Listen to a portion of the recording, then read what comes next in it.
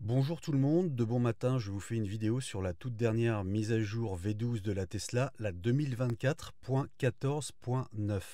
Alors celle-ci s'est mise à jour assez rapidement, contrairement à la 2024.14.8 que j'ai eu 24 heures avant.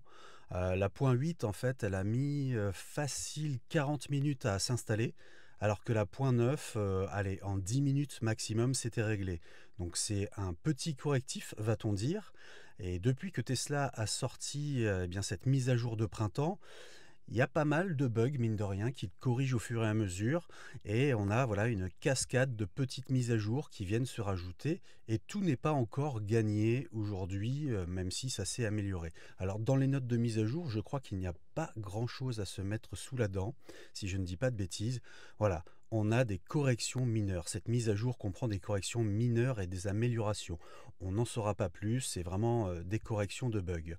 Maintenant, moi j'ai envie de revenir sur cette histoire. Donc si je passe en plein écran au niveau de ma Tesla, on peut voir effectivement que si l'on ouvre les portières, eh bien voilà, la portière, on a l'animation, pas de problème. Je peux tourner également le volant si je le souhaite et on va voir les roues qui bougent par exemple.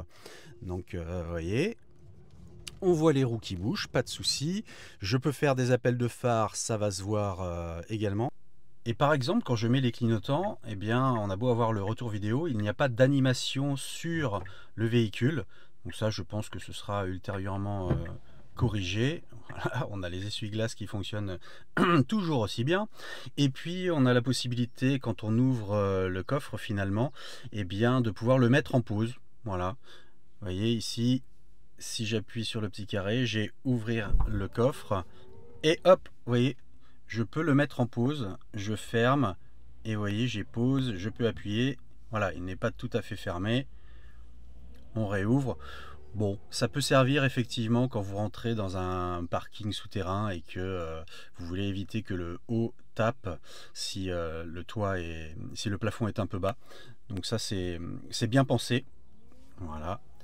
Et à part ça, eh bien, cette conduite en plein écran, certes, c'est une démonstration du FSD, de la conduite totalement autonome, mais en France, ça n'est pas près d'arriver. Donc au final, moi je vois pas trop l'intérêt, c'est-à-dire qu'on ne peut pas choisir par exemple par défaut, lorsque l'on conduit, d'avoir directement le plein écran. On va par défaut avoir le 1 tiers véhicule, 2 tiers carte. Voilà, et donc si vous voulez avoir la conduite en plein écran, eh bien, il va falloir à chaque fois slider automatiquement.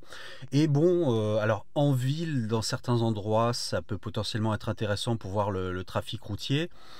Sur l'autoroute, un peu également si vous voulez doubler, etc. Et encore que avec les retours des clignotants vidéo, voilà, je ne suis pas tout à fait convaincu en fait de cette interface en plein écran pour la conduite. Après, je pense que c'est au goût de chacun, hein, mais c'est vrai que moi j'aime bien avoir la carte en permanence sous les yeux. Alors là, on a toujours un petit peu une carte GPS, mais elle est en toute petite. Bon, je sais pas. Je ne suis pas convaincu, vraiment. Dites-moi dans les commentaires, vous, si vous aimez cette nouvelle interface. C'est vrai que cette mise à jour de printemps, eh bien, elle est arrivée et puis tout le monde était impatient. D'ailleurs, j'espère que vous avez enfin eu cette mise à jour parce qu'elle a mis beaucoup de temps à être déployée sur tous les véhicules. Bon, là, c'est fait et puis en fait, on a une petite cascade de correctifs. Donc, j'imagine que si vous ne l'avez pas encore eu, cette mise à jour, vous allez directement avoir le dernier correctif en date. Mais voilà, je pense que c'est pas fini. On va en avoir d'autres. Et bon, c'est bien, hein, Tesla s'occupe de ses véhicules, les met à jour, mais voilà, tout n'est pas totalement tout beau, tout rose. Et d'ailleurs, c'est pour ça qu'ils déploient par palier ces mises à jour, puisqu'ils attendent de voir les retours en conditions réelles sur une partie de la flotte des véhicules. Et puis, ils corrigent au fur et à mesure, ils mettent en pause le déploiement des mises à jour pour déployer cette nouvelle mise à jour, etc. De manière à ce qu'on ait une interface la moins buggée possible.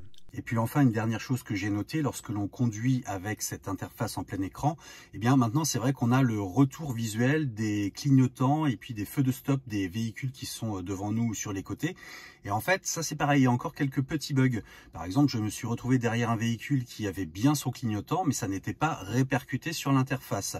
À d'autres moments, on avait l'animation du clignotant sur le véhicule, alors qu'en fait c'était peut-être un contre-jour, c'était simplement les feux de stop et il n'y avait pas du tout de clignotant. Donc Tesla fait une démonstration de son FSD, mais en l'occurrence c'est pas totalement au point puisque on peut constater qu'il y a encore des petits bugs.